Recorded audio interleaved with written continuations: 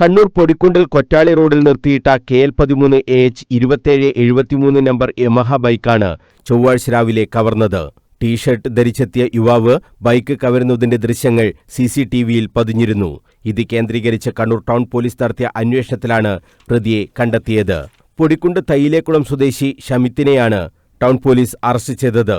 Bike മോഷണം നടത്തിയ മണിക്കൂറുകൾക്കകം തന്നെ പ്രതിയെ പോലീസ് പിടികൂടിയിരുന്നു. ബൈക്ക് മെക്കാനിക്കായ പ്രതി പാർട്സുകൾ അഴിച്ചുമാറ്റി വിൽപ്പന നടത്താനായാണ് ബൈക്ക് മോഷ്ടിച്ചതെന്ന് പോലീസ് പറഞ്ഞു. News bureau, Kannur.